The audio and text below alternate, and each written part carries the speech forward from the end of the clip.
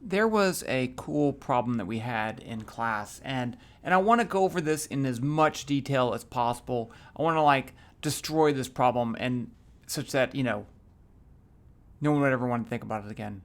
But it's a great problem. Okay, so here's the problem. It says that two balls are thrown from a window. One ball, I'll call it ball A, is thrown up with some velocity, and then ball B is thrown horizontally. And the question is, which is faster when it gets to the ground? So ball A is going to go up and then back down, and then we'll call that V. Let's call that V2, and that's for A. And this one's going to go boo like that, and it's going to be going that way, and that's V2. And so, which one has a greater velocity?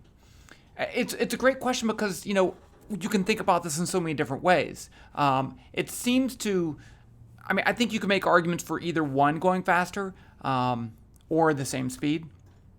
But let me just get to the best answer. And the best answer is, and then I'll explain all the different ways you can think about this. The best answer is that they're going the same speed. Same. So in this problem, we're actually looking at a change in position and a change in speed, not the vector velocity, a change in speed. So since I'm dealing with change in position and a change in speed, I can't write. I get excited and then, I just don't really write very well. Speed. This says use the work energy principle. So if I take the system, and in class I did the system of the ball because I didn't want to use gravitational potential energy. But I'm going to use gravitational potential. So I can say the system of the ball plus the earth. Then the work is equal to the change in energy. What work is done on my system of the ball and the earth? And the answer is 0. 0 work is done because the ball and the earth interact with each other, but that doesn't do work on itself. You can't do your work. But what external forces are doing work on the ball or earth system? And there are none. There's a gravitational force pulling on the ball, but the ball pulls on the earth too. So it just doesn't really matter. So there's 0 work done, and that's going to be the change in energy. And there's 2 types of energy. It'd be a change in kinetic energy plus a change in gravitational potential energy. So kinetic energy is defined as 1/2 mv squared, and gravitational potential energy in this case would be mgy. So let's call this y equals 0, and this we'll call that h, the height of the thing. So for ball A, it would look like this. No work done, and that's going to be K2 minus K1 plus U2 minus U1, the change in gravitational potential. So let's write that out. 0 equals 1/2 mv2 squared minus 1/2 mv1 squared. Yeah, I should probably call that 1. Plus U2, which is 0, right? It's at y equals 0, minus mgh. This is important. When we talk about gravitational potential energy, it's always a change in position, a change in energy.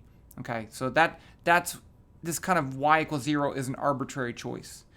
Okay, but now I can solve for the final velocity, and this is for ball A. And so let's add this stuff to both sides. I get 1/2 mv2 squared equals 1/2 mv1 squared plus mgh. I can divide both sides by m, multiply both sides by 2. I get v2 squared equals v1 squared plus 2gh. So v2 equals the square root of v1 squared plus 2gh. That's how fast it's going. Okay. Now what if I go back to ball B? This is ball A. What about ball B? Well, I can do the same thing. But what's different? There's still no work done. The work done in the system is still 0. The change in gravitational potential energy is still 0. That's still the same. It still changes the same height. It doesn't matter that it's moving in the x direction. So this should have the same exact equation. V2 equals the square root of v1 squared plus 2gh. Okay, I see what you're thinking. You're thinking, but look, this ball goes up higher. So shouldn't that matter? That once it gets back down, it's essentially falling down this distance? That is true. But when it goes up with some velocity, when it gets back down to this position, gravity does, well, you can think of the change in potential energy as zero, so the velocity is the same, just in the opposite direction. And the work energy principle does not depend on direction, right? It's a scalar equation. So it doesn't depend that this one's moving down, that one's moving at an angle. So yeah, which one's going to hit the ground first, that's different. But which one has the greater speed depends on their position only. And you can use the work energy principle. I think I want to now make some graphs. I want to model this in Python. And so I need to pick some values. Let's say the mass of the ball is, it's a 100-gram ball, so 0.1 kilograms. This is like a 2-story window, so H equals, I don't know, 10 meters. That seems kind of high. Let's say 7 meters. Yeah. And then V0 equals, let's say, 10 meters per second. Now, that's pretty fast. Let's say 10. Okay. So now I can model the motion of this numerically. And so what I'm going to do is calculate the acceleration and then use that to update the velocity. I've done that a whole bunch of times. I'm not going to go through the details of it, but I want to make a graph. I want to first of all find the final actual velocities and then show that they are the same.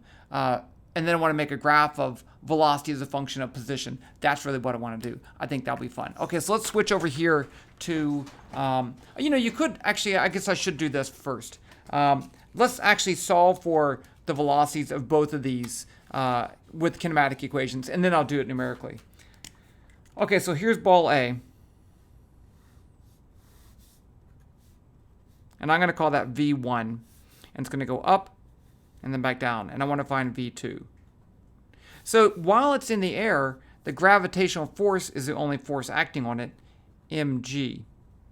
So I can say F net y equals negative mg. So that just means ay equals negative g.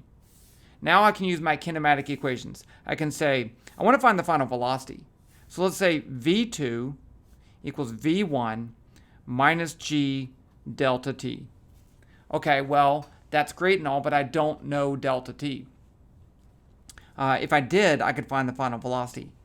So let's use the definition of average. Now, there are ways you could do this. You could just, there's a kinematic equation you could just plug this into, but I don't want to do that. That's just no fun. It's actually the same as the work energy principle. So let's say V average in the y direction is V1 plus V2 over 2. And that's going to be equal to delta y over delta t. This is the definition of average velocity. I can just averaging it, and I can do that if the acceleration is constant, which it is. And that's also equal to the change in position over the change in time. So I know the change in position over the change in time. Final position 0, the initial is h. It doesn't matter that it goes up and down. So this is going to be negative h over delta t. And then I know v1. I just want to find, actually I want to find delta t. So let's solve this for delta t. So delta t equals negative h, negative 2h, right? I multiply both sides by 2, divided by v1 plus v2. Is that correct? I just cross-multiplied, essentially. Delta t. Yeah, I think that's right. Yeah, okay. So now I can plug that in up here. So I get v2 equals v1 minus g, and then I get minus 2h over v1 plus v2. I did this the bad way, but that's fine. So now I'm going to subtract v1 from both sides. I get v2 minus v1 equals g 2gh over v1 plus v2. Now I'm going to multiply both sides by v1 plus v2, v1 plus v2, and now I get v1 plus v, these cancel, and I get v1 plus v2 times v2 minus v1, so I get v2 squared minus v1 squared, right, because the cross terms are going to cancel, equals 2gh. Now I add v1 to both sides. I get v2 equals v1 squared plus 2gh. That's squared. That's exactly what I got before. I just take the square root. Okay, now what about this ball? And that's the y velocity. Okay. Now let's do ball B. I'm not going to plot that. Don't worry. Everything's going to be plotted. So this is ball B. I feel like my paper's crooked. Ball B. V1 in the x direction. In this case, the I have two motions. I have the x motion and I have the y motion. And in the y direction, v1y equals 0, right? It's not moving up or down. Ay is negative g.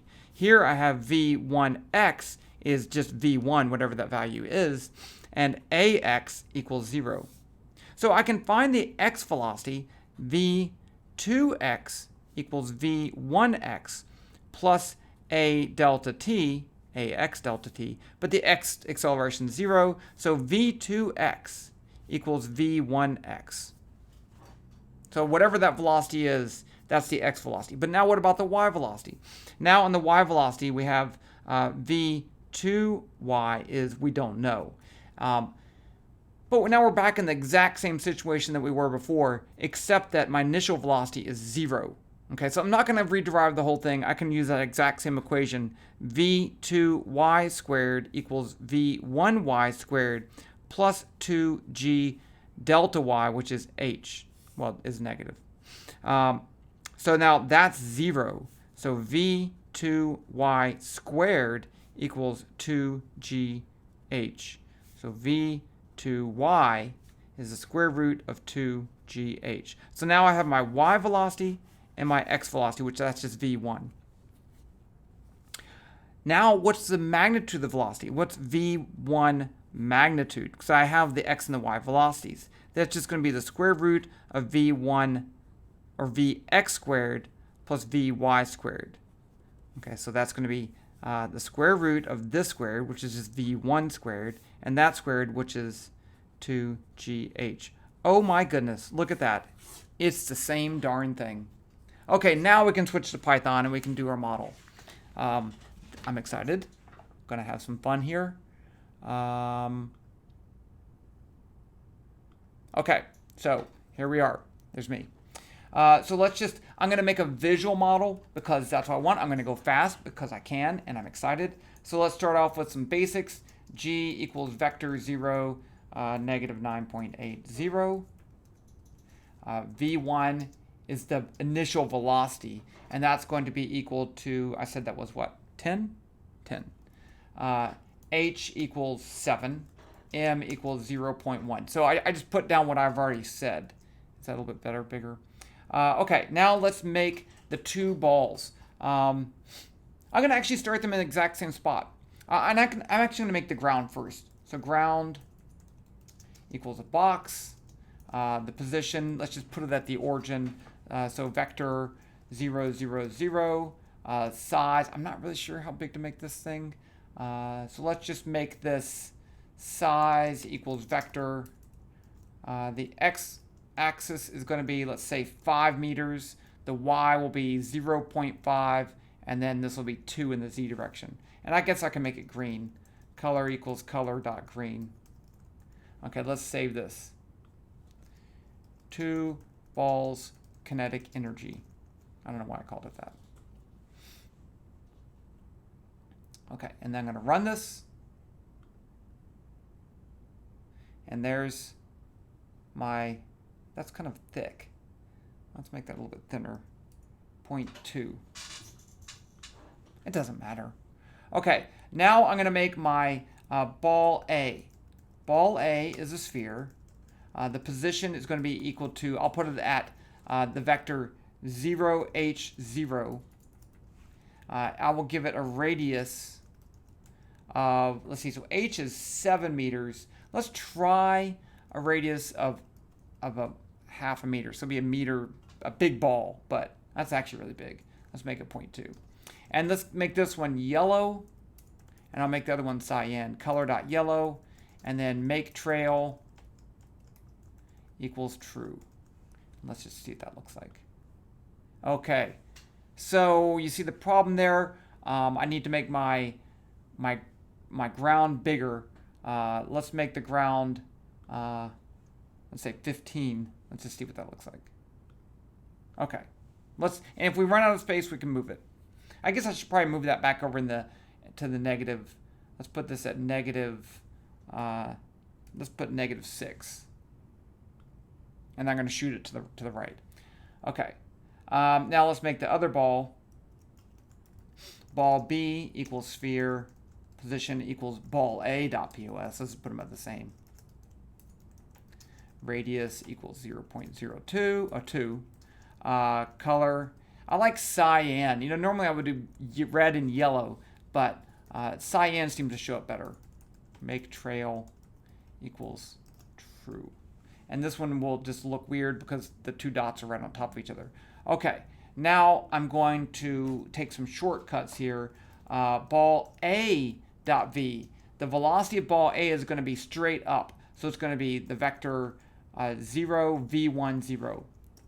Ball B dot V is going to be the vector V1, 0, 0, right? Because that one's be going shot horizontally. Yeah, okay. And then t equals 0, dt equals 0. 0.01. That should be good enough. And now I'm trying to think how to do this, because let's just run this for a time. Let's say while t is less than 2. And now I'm going to adjust this. Rate 100, so we'll run in real time, because if I have a 1/100th of a second time interval, a rate of 100 says run in real time. And the first thing I can do is update the velocity of both balls. So I'll say ball A dot V equals ball A dot V plus G times dt. So my acceleration is G. For both balls, they have the same acceleration. This is the vector G, so it includes a 0 acceleration in the horizontal direction. Ball B is going to look the same thing. Ball B dot V equals ball B dot V plus G times dt. And then I need to update the positions. So ball A dot POS, ball A dot POS plus ball A dot V times dt, ball B dot POS equals ball B, you got to do that, B dot POS, you have to, plus ball B dot V times dt. And now I can put t equals t plus dt. I think that should work. Let's save it. And then I'm going to run it, and we're going to see what happens.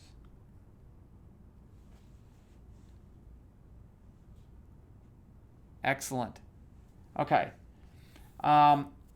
Let's do the fall. I need to run it for a longer time to get the other ball back down there, but I want to stop the other ball. So what I'm going to do is I'm going to add in a clause to say stop the ball. Okay. So let's just say run this for 5 seconds. And now down here, I'm going to say there's the velocity of ball. Really, I only care about ball B, but I'm going to do both of them. So I will say this. If ball A dot POS dot Y, if the Y coordinate is less than 0, then I want it to stop, right? So I'm going to say, if that's true, then ball A dot V, if I put V, I want to actually see the velocity.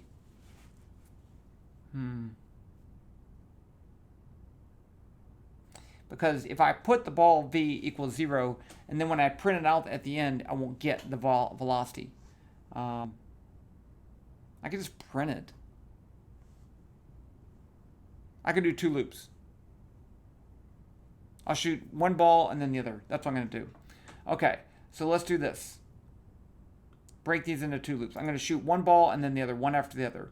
So let's do while I'm going to do this. While ball A dot POS dot Y is greater than 0, All right, so this will be until it hits the ground. So I'm going to cut this, Control X, put it down here, and then I'm going to cut this, Control X, put it down here, and I'll deal with that, and then move this up. Okay. There. Now I'm going to do another loop. Now I'm going to say t equals 0. I'm going to go back to t equals 0, and then I'm going to say while ball b.pos.y is greater than or equal to 0, rate 100. Now do those two things.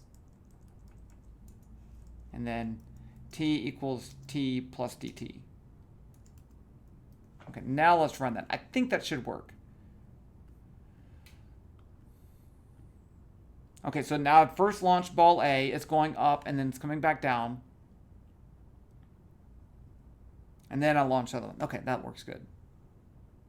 Okay, now I can print out the final velocities. That's what I wanted to do. So I'm going to go down here, and when I get done with that, print ball A v equals ball A dot v meters per second. And then I also want the speed, so let's say print, I'm just going to call it VA equals mag ball A dot v.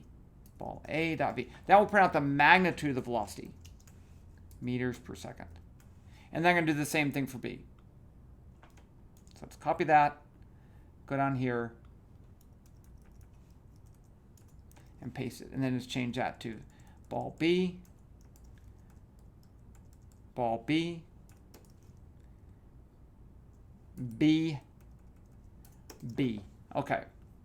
Now we can see if they do indeed have, and they do. Okay, here's coming back down. Let's find the final velocity. Boom. 15.382 meters per second. Boom. 15. Okay, a little bit different. And that's because of the vertical velocity. For one, it's going to actually move a little bit different distance before it gets to the y equals 0. And they can fix that by making a smaller time step, but those are basically the same thing. I hope you're okay with that. Okay, now I want to make a graph of velocity, the magnitude of the velocity as a function of distance for both balls. That's what I want to do. And then we'll stop it there. Okay, so let's make a graph. I'll put it right down here. G1 equals graph. Should I give it a title? Nah. X title equals y in meters. And then the y title is going to be equal to v in meters per second. And then I'll say FA equals G curve. Color equals, I should do the same color as the ball, but it won't show up. Color equals color dot blue. And I'll put a label on here, equals A. And then FB is going to be G curve. Color equals, so the one thing, the background and the thing I made is black, and the background of the graph is white, so that's why these colors are different. Color dot red, label equals B. Okay, now down here I'm going to first do A, and I want to add a graph. So I'm going to say FA.plot ball A.pos.y, and then the y coordinate is going to be equal to the magnitude of the velocity, which is going to be ball A.v, mag ball A.v. And then down here, I'll do the same thing for the other ball. FB.plot ball B.pos.y. You can't plot ball B.pos because that's a vector. You have to plot the y component. Mag ball B.v. I think that should work. Okay, let's see what happens.